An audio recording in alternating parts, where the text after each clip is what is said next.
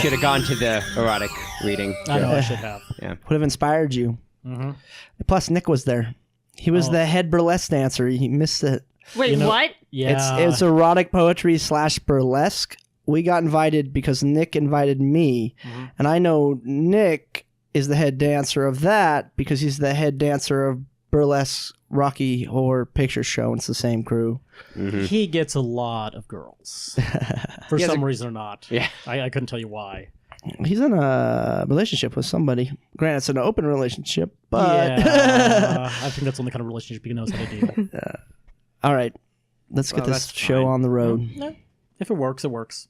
Exactly. So do you think erotic poetry reading and burlesque dancing could be an event in a world that you make when you build it? Whoa! You'd have to put it in like New Orleans world. Holy segue, Batman! It's world building! Hi-yo! Beautiful. So, introductions there, Coleotron. Yeah, sure. Welcome to Honor and Gaming Podcast. I will be playing the role of Coleotron because he is super sleepy tonight. I'm very tired, yeah. Mm-hmm. Work less. I can't. Play more. That's unfortunate. Ooh, can that be the tagline? Work less, play more? Yes. Honor and Gaming? Yes. Yes. Done. Okay, you're welcome. 50% of proceeds go to me. You got it. If I get any likes, I'll make sure you get those likes. I just want half the Half thumbs of them. up. Yeah. Yeah, he wants half. Yeah, Got it's it. like a Don't thumbs go sideways. overboard. Yeah. I'm tough but fair. Anyway, so we have on Sleepykin there, Coleotron. He is also Galen. He is the mastermind behind this. We have Ezra ahead of me. He is also Ezra Twitch and another person for Honor and Gaming. We has Liz, whose name's on the lines I cannot remember. It's Jinxie. Jinxie. It's Jinxie, that is correct. JYNXIE. Yes. And then we have Joe, just boring Joe, and I am still expecting this gravy train to overflow into nothing and Joe, nowhere. Joe, congratulations. You're now driving the gravy train. How do you feel? Like it's out of gas.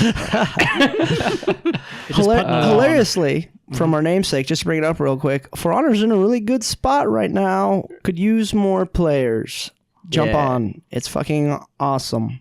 But we're not talking about that. We're talking about D&D. And world Pen building. and paper. World building. World And building. how we can incorporate erotic poetry and burlesque shows into the world building. I'm pretty sure that's just your fantasy.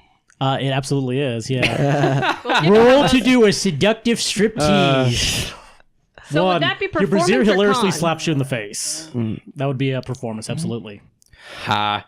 So, world building. Let's see. First, why to build your own world? And I can take this immediately. Because if you get a pre-made and your characters, like a pre-made setting, whatever it is, doesn't matter, and your characters get to a reasonable amount of power, they will quickly render entire sections of that book obsolete. So, build your own world. It's easier to adapt than try and figure out how a world you have really not that much about would change. But that's my theory. I actually agree. We'll use a very great example for that. Star Wars. Yes. That's no, it's not fantasy, but it counts. Yeah. Because with Star It's Wars, science fantasy. It's or future well, fantasy. It's future fantasy. It's but definitely not sci-fi. eventually, like let's say that you're doing, I don't know, the old D20 Star Wars system. What do you run into? Well, you level 20. Darth Vader. But no, Darth Vader does not get destroyed by the NPCs. He gets destroyed by Luke Skywalker. That clearly happens in Return of the Jedi. It's canon. You cannot devoid. You can't go against the canon. Exactly. You also run into the annoying thing on a side note, on that note, where some people like really fanboy over specific settings and they'll argue with you all the fucking time. And so by not having that setting, negate that whole problem. Never comes up.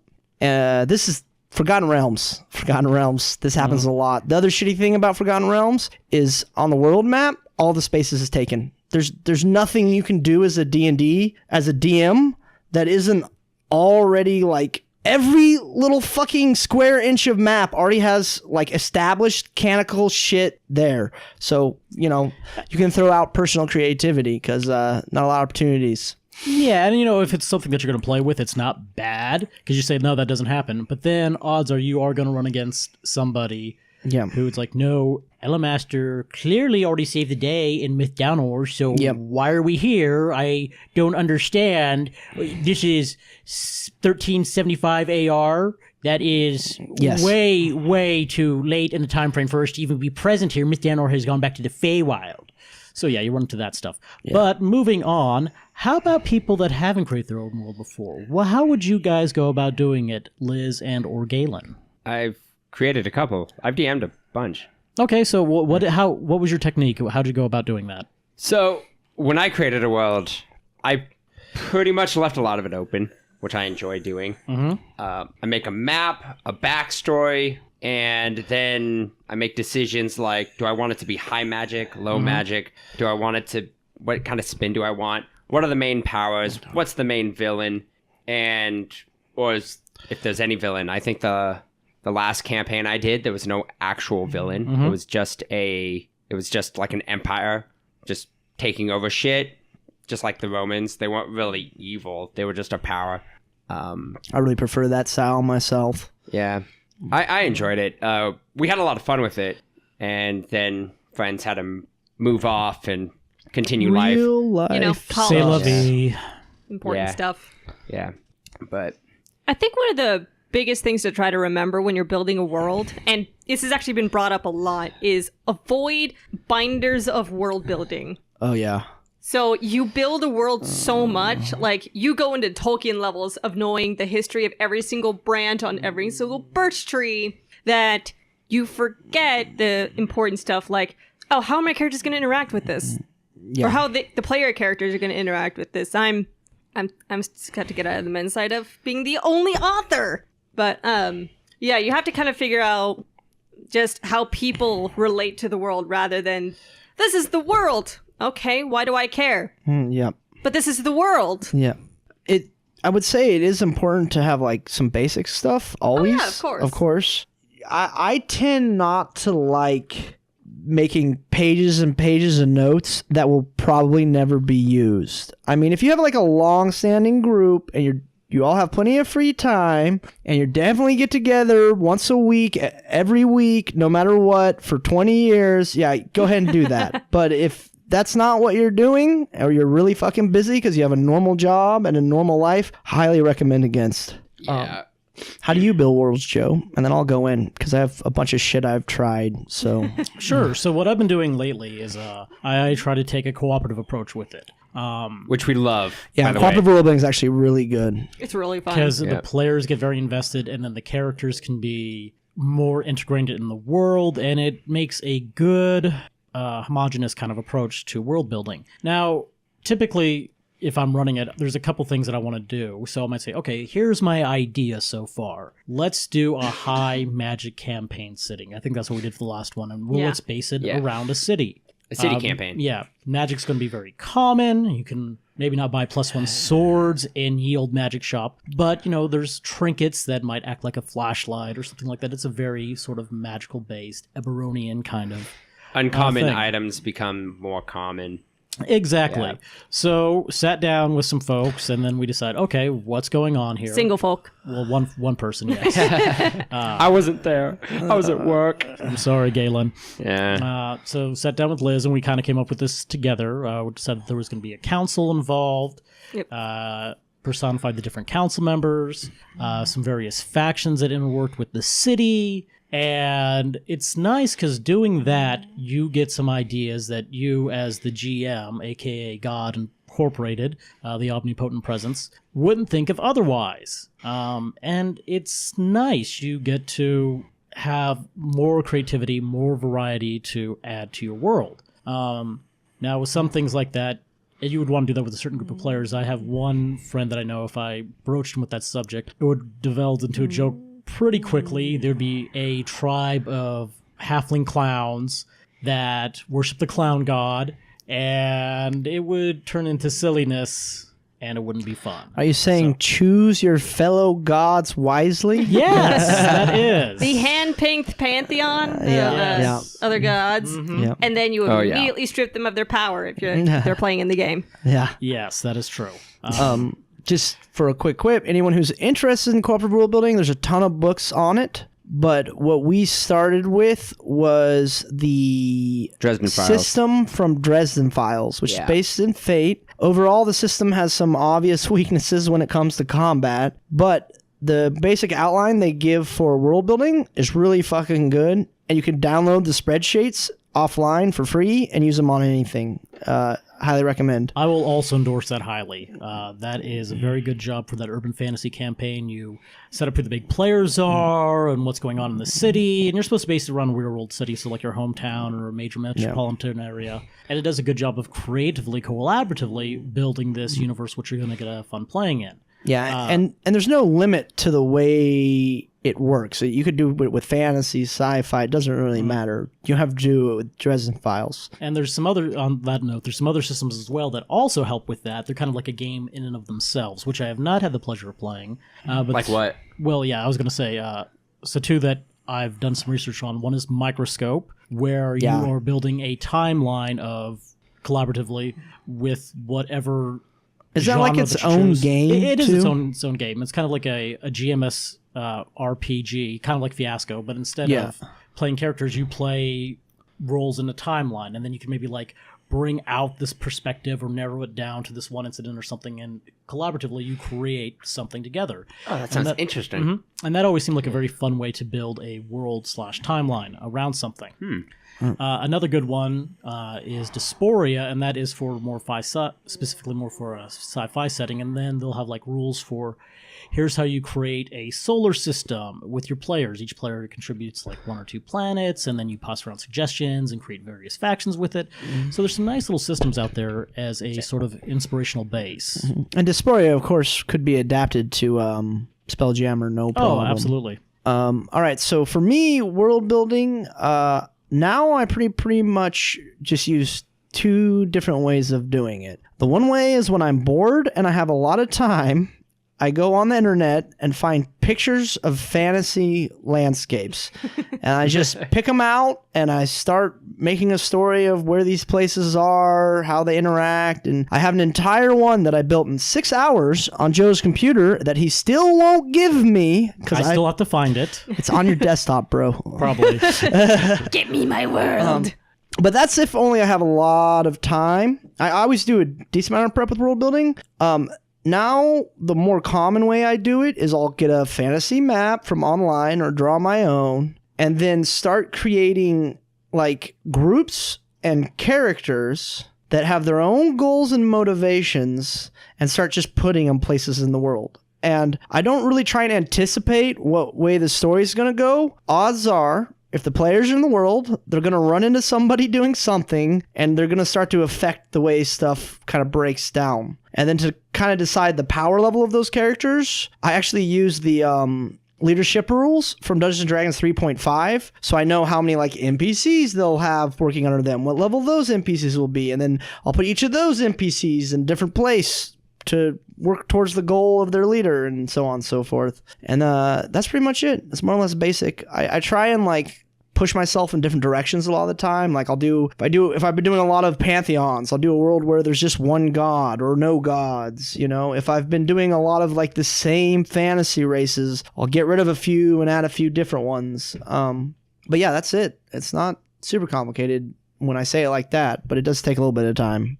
Yeah, I remember you making a world, like, when you had your computer here. Yeah.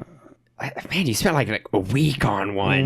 Mm-hmm. Yeah. The initial, like, setting up all the NPCs and stuff, like all the main characters within the world and, like, what the kind of general area is, generally I will spend, like, a week off and on getting it done. But once it's done, the game pretty much runs itself. You know, the only thing I have to really think about is what would this NPC do based off the characteristics I've given him in terms of, like, personality, psychology, goals, all that stuff. When the players do something to interfere or help him, like how would he naturally react based off who he is within that world? And so that's not actually a lot of thinking, you know? I kind of agree and disagree. It's a lot of thinking ahead of time with understanding like the person's motivations and aims. But once you have that nailed down, it's more, this just naturally follows. That's what I'm saying. Like once you've started running the game, you basically have to do very little prep session to session. Like in a game I'm running currently, there was a beholder that runs a criminal organization that really loved geese. And he had a goose that laid a golden egg. And my players who are giggling right now Yeah. We totes stole it. totally stole it. Yes. On a which very was low level. on a surprisingly low level given the power of the beholder. They have since decided to flee the city, which is fucking smart, and let some high power NPCs perhaps deal with the beholder instead. But Oh, they're gonna have to. Yeah. It's a beholder running loose in the city. Yeah, so I wonder it's- who's gonna have to deal with it. Not fucking me. I don't know why, but that reminds me of one of my favorite characters ever designed in a setting. And this was different in the sense usually I have a more global approach. Like there'll be a whole map, lots of ability to travel. But sometimes I'll do like really condensed campaign. And I ran one game where the whole campaign 1 through 20 was happening in one city. And there was literally no reason to leave the city because the rest of the world was basically a nuclear wasteland. But I had a character as a fat halfling queen. She was like 600 pounds.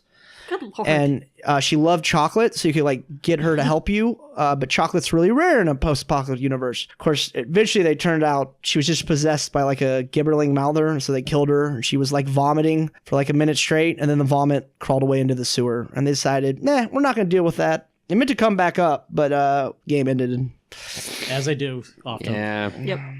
So we gave some advice for how to perhaps build a world and how we do it our personal style. And we kind of hinted on some things not to do with the encyclopedia, my creativica. Yeah. That'll be clever. What are some other things to avoid? Ezra, what were some things that you've tried perhaps in the past that did not work? This is easy. Avoid having a storyline. You'll thank me in the long run. Like, don't have a way you plan on things going. I really recommend against that. I can't recommend against that strongly enough. Yeah, avoid knowing where the story's going. It's not going to help you. So it sounds like one of the better ways to deal with a quote story is just bad guys are doing things. Hey, players, you gonna do anything about that? Yes. Yeah, and if they don't do anything, the bad guys proceed unimpeded and eventually succeed at their goals, which, changes it. But the game doesn't end. You're just now really fucked. And it's kind of fun with that too. Yeah. If you don't take out the mummy lord, then you get swarmed by mummies. There was a easy. story someone put on 4chan where they were running a game with like an evil overlord. Your basic, like, he's building power, he's going to take over. And the characters got really offended that there was no gay marriage in that world. And so they triumphed the cause of gay marriage, overthrow the kingdom and do that. And then the evil guy showed up with an army undead because they'd done nothing to impede his progress, and he just killed them all. And that was that. Priorities. Yeah. Oh, man. Players try not to get distracted if you know there's an evil overlord doing things. But I will give that. No. You turn evil characters, and then you possible. join them. Could be fun. But I will Yeah, give that it would be. DM a lot of credit. It's just like, this is what you want to do? Okay, that's totally fine. Yeah, Go that's ahead. that's Let's the do it. logical response. I would have done the same thing. I totally do it. approve. And at the background, just like, hey, this is happening. I'm sure he or she drops some hints. It's like, Plenty. I'm positive. and then if they kept on refusing to deal with it, it's Yep. like, okay, you succeed at your goal. Now the zombies come. So that's And zombies. It doesn't have to be Hey, that cookie at least cutter, they're all but- gay married while they're getting their brains devoured. So how about as a little, 10-minute test here, since we still have some time, why don't we hypothetically create a world together? That'd be a good idea. We should have broken the Dresden sheets out I'm planning on beforehand. that, actually. Well, It's going to we'll be in the just- second one, in fair another enough. one, in a future one. Well, I was just saying because we got a little bit of time. Why don't we just, like a 10 It's minutes? pretty easy to remember. Like, Yeah, I guess that's true. Yeah. So the Dresden one, at least, the main thing is the first thing you come up with is like Let me get a three notepad and a pen. big things. I believe. Let me grab the book here. It's right here on the shelf. yeah, the books are behind you on the shelf. You might want to go with the main one, and I think the pages are in the back. If not, then they're in the story building section. That's all right. I only need the sheet there they are. itself. Haha. Now we're actually going to do this per like Dresden Files or just like a generic thing? Just we'll do a generic fantasy setting Okay. to demonstrate that it can be used for anything, really. Elizabeth is on notes. All right. 'Cause the one So with the injured hand has the best handwriting. yes. Yes, it's sad but true. So I was just going to give it to Joe. Joe's... Joe has chicken scratch. Yeah. Yeah, I have to work but with if him, we and I want have to to play read that this chicken world scratch. eventually in the future, he's going to DM it. It's fine. He can read his own What if handwriting. I want to DM it? Yeah, it's what if Liz Then wants to Ezra, do- you take notes. I don't care. All right. So we'll just do the main sheet and we won't go too much into the extended faces stuff. But this is a pretty basic thing. So the first thing you come up with is 3 main theme or threats, right? A theme is something that is just true about the world, and a threat is something that is a threat to the world. And then each of those will have an idea, which is kind of like the face of it that your average person kind of knows, and then an aspect, which is kind of like the hidden truth behind what's really fucking going on. And then they'll have faces, which would be like characters that are associated with these things. They could also be groups. Or they just like represent it. Yeah. Like, Yeah. So think of like, if you're talking about music, pop from the 80s. Give me a face for that. Michael Jackson. It's something that's immediately is identified. Yes. with it. And even then then, the the aspect theme for it would would be be- Illuminati using pop stars to take control of culture, right? Perfect. Yes. Yeah. yeah. Something I believe is actually happening in real life. You never know. Maybe half the time. So why don't we have Galen choose the first theme? So what's the theme? This would probably set and kind of idea for the world as a whole. Like if Theme. if you're gonna run a game like right now, it's like Galen, we're running a game. Put us in a game right now. What's going on? What's the theme? If he doesn't have anything, I have something. yeah. I have one too. Man, All I'm right, a good Liz, one. go. too. Liz, Go go. on in. He's stalling. It's fine. Okay, so I think a theme should be gods are dead, but not really. Okay. Gods are people now. All right, so that's the idea. Oh, so gods are people now, right? And so the aspect might be... So the deterioration of divinity would be the theme. It's not really deterioration. I think it would be more just nobody knows it's actually there because it's like hiding in plain sight. And It's so like, an- oh, there's an old man over there. Guess Yeah. what? It's Bahamut. Yeah. Okay. And so an aspect of that might be that no one knows the gods are coming back. Like the idea would be the gods are reborn, and the aspect would be nobody knows, or the gods are dead, and the aspect would be the gods are being reborn into normal bodies. So there's the idea what's going on, and the aspect what's going on beneath the surface. And then so some faces, that would be an easy one. Like one face would be an old man with 7 canaries, which any D&D nerd knows is Bahamut, but you could do that for all the gods. Or I think like a face would be like a Hermes type character. Yep. Yeah. Yep. Another good face for that would be someone who is, let's say, an herb priest who does know what's going on and opposes it greatly. That would be another face revolving around that theme, right? And so now we would go to the next one, and the next one would be theme or threat. Let's do a threat this time, and you'd want it to be something that ties- completely separate from the first thing. Oh, not even tied into it at all. Not huh? tied in at all. It's just a separate thing that's going on. Okay. To kind of diversify it up a little bit. That makes sense. Oh, yeah. They don't have to be directly related, but most likely they'll be forced to interact at some At some point. So what's a Yeah, good threat? Joe? Polar ice caps melting. No. Water rising. Water rising. That's better. yeah, That's yeah. a much better one. All right. So water rising, coastal cities getting flooded, right? That's the threat, right? The aspect would be Eve or Sahin are more on top of it than everyone else and are actually bringing their god into the world faster and so are attaining power faster. Yeah. So it's not directly related, but it is at the same time. Maybe they know that their god is alive, where other gods isn't. Yeah, and you might even do something like where you don't even put that in the aspect. That was something you do as the DM later. The aspect might just be Sahin are somehow responsible, right? So Yeah. threat is water levels rising, coastal cities getting fucked. Aspect, the Sahin are somehow responsible, and then the DM would go and decide exactly how. And that's kind of, we're hitting on a note that's important. When you do a collaborative world building thing, as a DM, don't lay everything out there. Keep Yes, a few yes, secrets, a few things close to your chest. Yep. And then like faces for that, would be, Like a golden goose in a beholder. the leader of the Fisher town, maybe a bum, who, like the town drunk who survived a Sahin attack, and no one believes him that Sahin are real. That would be a good face, A merchant representing ship that threat. captain, something like that. Yeah. And then of course the evil faces, which are like the Sahin high priestess, shit like that. And then you'd come up with a third one. Galen, theme You or have one, threat? yeah. We have a threat. We have a theme. Yeah. Well, I had a theme for the first one. Well, just do it. Do it Yeah, now. we could do another Yeah. thing. Well, now it's gonna add to the water rising. That's fine. The world is- has stopped this is kind of the spinning. point of it. It only one side of the world faces the sun at all times. Oh, I like maybe that that one. could have already been a thing. Yeah. yeah, maybe that happened. So A long time in the past. And Yes, this is just that's a new the way shitty it thing. is, right? Closest is a desert, and then Yeah, around yeah, that's yeah, yeah. forest, then Yeah, around yeah, that yeah. it's cold. There was a heavy metal comic that actually did this already. It was really? They did it really well. It was super fucking good. I would like to read that comic. I'll try. I have all of the heavy metals on my computer. I'll try and find the story for you.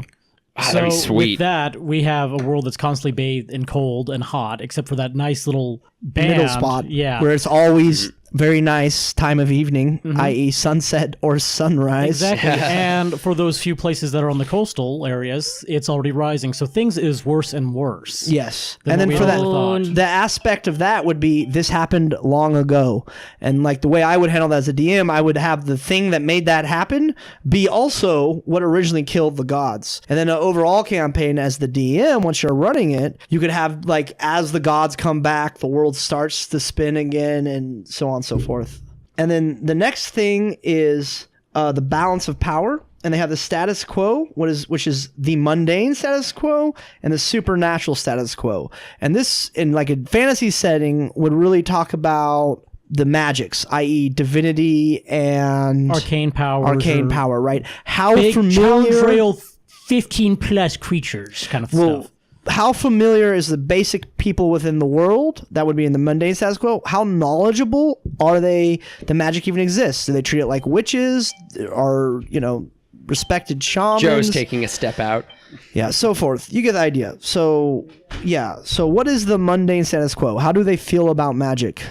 I think With that the gods being gone, I think they'd feel threatened by magic.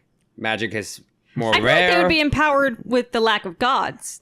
Because now there's I would a, make multiple cities doing multiple Yeah, of beliefs. course. that would be, course. and that would be Yeah. one of the things of different factions Yeah, popping up. yeah. Like, oh Exactly. well, this faction Well, is let's trying do to the get their main hands on power. as And many you could magical list artifacts it as possible. faction by faction. List yeah. faction, da-da-da, Bullet this faction, points. da-da-da-da, so on and so forth. And then the supernatural status quo is how do the magical beings feel about the state of magic and their place in the world, so on and so forth. How do the gods feel being human? Yeah, stuff like that would be a great example. And if they die, do they stay gods or do they stay dead? Yeah. And how does divinity even get chosen? Are they born just as people now, or is the divine mantle passed on to regular old people? Yeah. This would be all stuff that you would iron out with the group over time. Yeah. And the last thing I want to is play this game. God damn it! Yeah, I know. See, it's fun. And we've only That's why I spent like said 10 to write it minutes on down. Write it I'm down. writing it now. Yeah, And then the- exactly. and then the You're last, DMing it. The last section I'll do is- it, motherfucker. movers and shakers. I'm ready. And basically it's an XY with 4 boxes, right? If you can imagine that. And it's like a graph. So at the top of the graph, it was who wants to maintain the status quo. So for example, the Priest I mentioned in the earlier example, obviously he doesn't want the gods come back.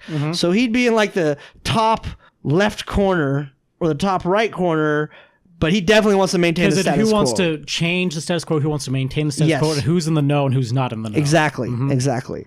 So the Priest is obviously totally in the know, which is the bottom left quadrant, or is the bottom quadrant, and he totally wants to maintain the status quo, so it's the bottom left quadrant, and so you just write his name in the bottom left. Yeah, and that or- kind of puts his position and what his goals are going to tend towards in the world just by writing them into a box. And directly opposite of him on that same axis would be I can't pronounce the name, the fish priests. Well, no, because they're not in the dark. They kind of, maybe they are in the dark. Maybe they're totally retarded. Oh wait, no, I thought this guy wasn't in the dark. He's not No, in the dark. But Yeah. if you, someone who would be on the opposite axis Oh, yeah. is someone who wants to rock the boat and is in the dark. But that Okay. could be the fish people. I mean, Yeah. if they're just doing their normal thing they've always done and it's started working, they wouldn't even know. They'd just be doing it to do it. Yeah, that actually might be a fun little twist on it. So yeah, so that would be one there. And then you'd have every single face you've thought of, you put them on and that there. would be a face so on doesn't and have so to be a forth. person again. It would be an organization Yeah, yeah. or even like a city state, something broad Right, that right. you can identify. The blind eyes. Yeah. Yeah. Yeah. What I'm pointing out is we glossed over actually writing down any specific faces in the Oh, yeah, interest yeah. of just doing a short little thing. But whatever faces you had come up with, you'd want to chart them out on this. Do they want to rock the boat? Do they want to maintain the status quo? Like, it's on a spectrum though. So maybe they're in the middle, you know, Yeah. they kind of want things to change a little bit, but not too much. You know, maybe they know a little bit, but not too much, so on and so forth. They want to get the world spinning. Yeah, something like that. Like, yeah, so someone who wants to get the world spinning, right? They want to rock the boat, but they might not necessarily know. With the new going on, the gods coming back. Absolutely. Yes, exactly. So they'd be a little bit in the dark. And that's basically it. Yeah. Yeah, and this is why the Dresden Files came up with an excellent world building thing, because people just get to bounce off each other, like what just happened Yes. for the past 10 Yeah. minutes. Yeah, Yeah. And if I was DMing, I would 10 secrets I know that I'd just keep to myself. Now, It's the easy. other thing we're not going to do right now, but I will just tell you the other things attached to it is you have the name and description of places, like individual places in the world, could be a city, state, coastal town, whatever. The theme or threat of that specific place.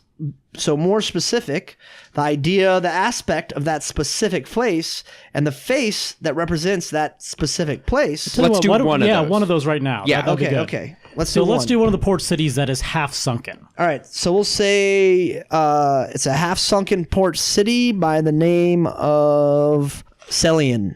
All right, so there's your city.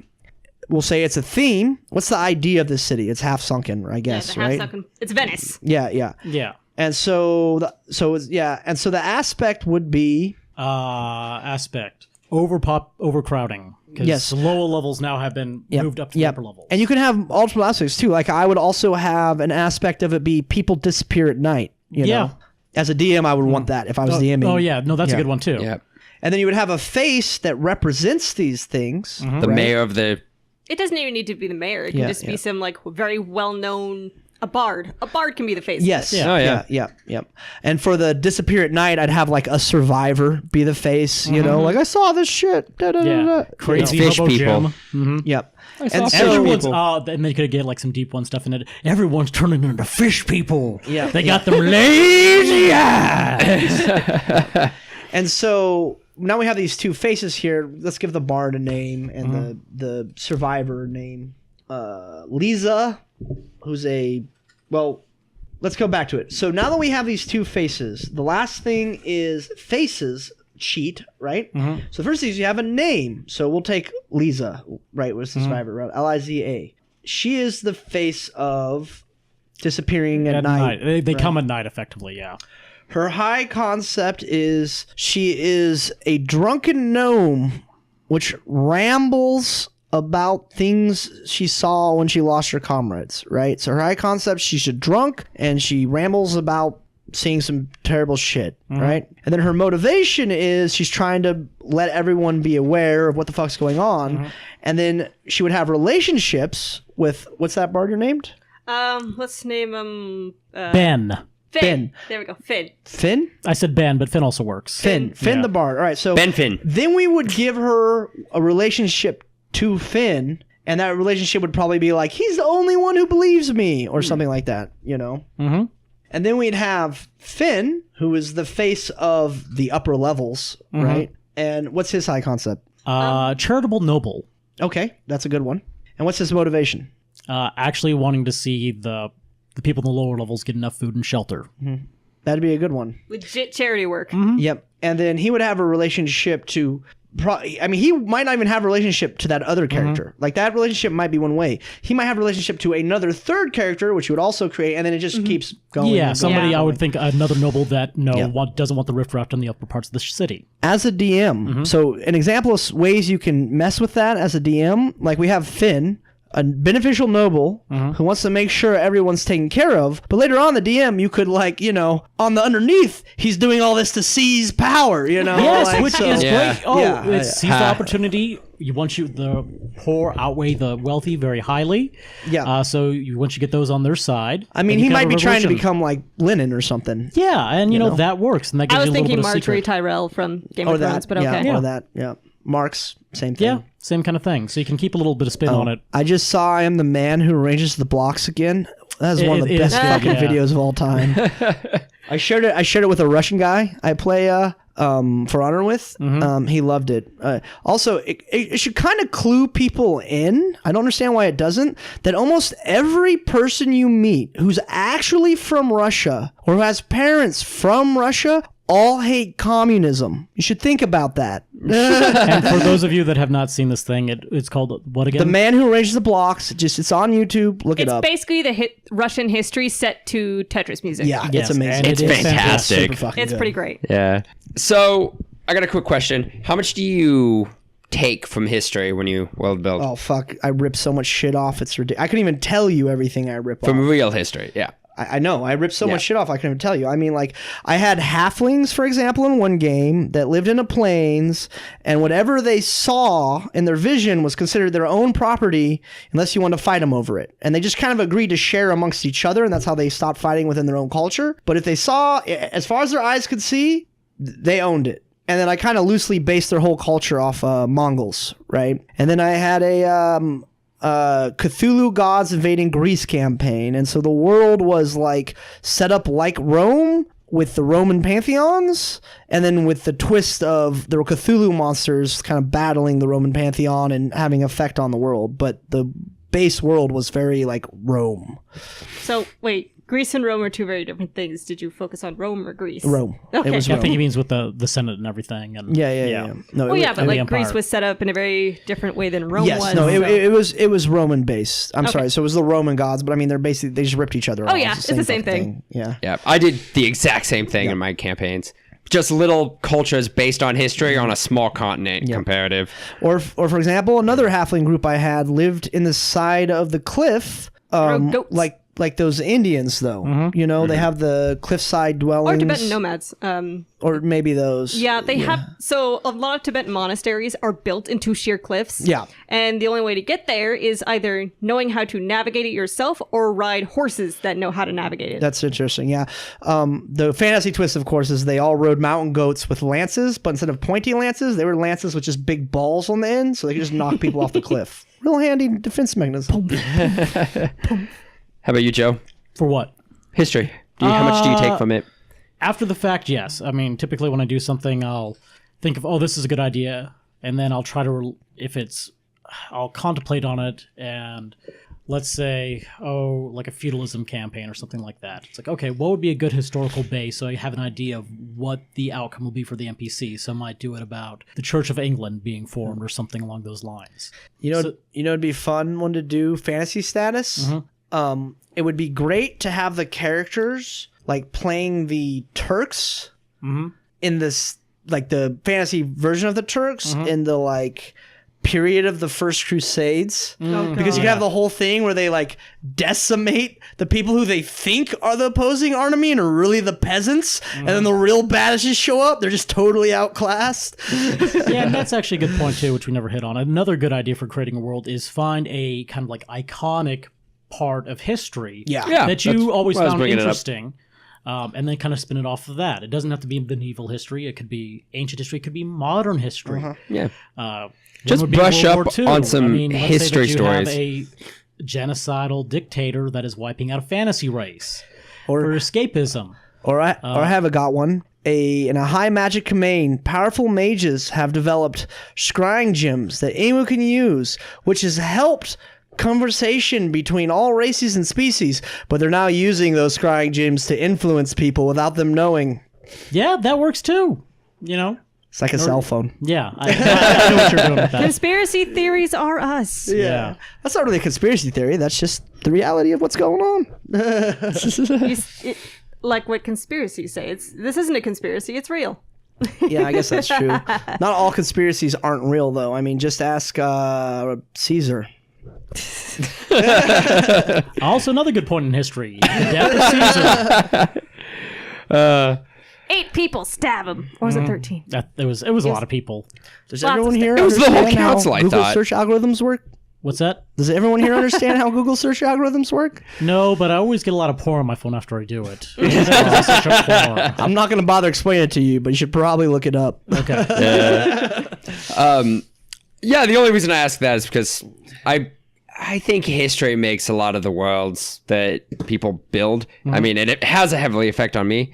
But when you're building a new world, definitely take from history, mythology, learn everything. Well, if you that they want to know can, how any people cultures act, and this everything is what else. people did. Yeah. Yeah. So, I think I didn't think of it till just now, but reflecting on it, I would say that if you take a lot of inspiration from real history, you're actually really helping your immersion, because people will be able to relate to it just from shit they've picked up throughout their life. And If so they don't really recognize that, that's the Mongols. or it's like- very similar to this, and so it will help them with their immersion, because these are systems that have existed in real life, and so they feel more real. So if we could tie that one final thing to what we've already kind of done here, what would be any kind of history vibes that you get that we could pull from that? I kind of want to say Italy, just because we I was mentioned thinking Venice. that too. With Yeah, the Venice. and then I'm thinking city-states. Yeah, So maybe like city-state, yep. right before the Renaissance, when the Italian city-states really came to power. Might be a good place to pull from. Yeah, that would be a great place to pull from. You could even have like Leonardo da Vinci-esque characters and pull Absolutely, them into which the would game. be a great face for it. Yep. Yeah. Yeah. And he is the face of Ione, who is going to be reborn, but he doesn't know if Screw she's that, I'd make him the Mona Lisa Ur is priest. the Ione, yes. No, screw that. I'd make Da Vinci the Ur priest. Fuck the gods. Yeah. I'm making tanks. So so we got a nice little world that's all set up and built, and maybe we were just bullshitting here for half an hour tops. Yeah. Yeah. Yeah. And that is something that's like, wow, that sounds really fun. I would like to play / run in that. Hey, if somebody listens to this podcast and your friends don't, take it. Yes, It's do yours. the Yeah, idea, yeah. make it yours. Go nuts. Yeah, make your own. One last thing, I do want to point out a resource for world building that's very, very good, and it's also good for NPC building. There is a webcomic called Order of the Stick. It has an attached forum where the writer of the comic kind of goes down what he does, and I drew a lot from him. And it's really well written, and it's really helpful. I highly recommend everyone check it out. Order of the Stick is the comic. Somewhere through links, I couldn't tell you exactly where, but you can find it, is a bunch of stuff on world building, and it's really good. Also, if you want an idea of a really interesting setting, Google The City Built on the Trask, and it's like forum posts of people, like of a whole online community, basically doing en masse what we just did down with 4 people, and ended up being a really solid setting. Oh, that sounds awesome. It's fucking super good setting. Yeah, putting more minds together just makes it even better. A lot of things pop up, more ideas. Yeah. Okay, well, that's going to be it for Honor and Gaming Part. Oh, take us out, Joe. You're the Thank you. the leader That's of this gonna group. be Be it Nice. for Honor and Gaming Podcast. Remember, work less, game more. That's not going to happen. I work too much. That's our new tagline. Yeah, that's You the did motto. that. You Fuck did up a that. new You did that tagline. just to spite me. I You guess did it we can just to spite me. change the motto to "Don't be Galen." Don't be Galen. Drop the mic. All right.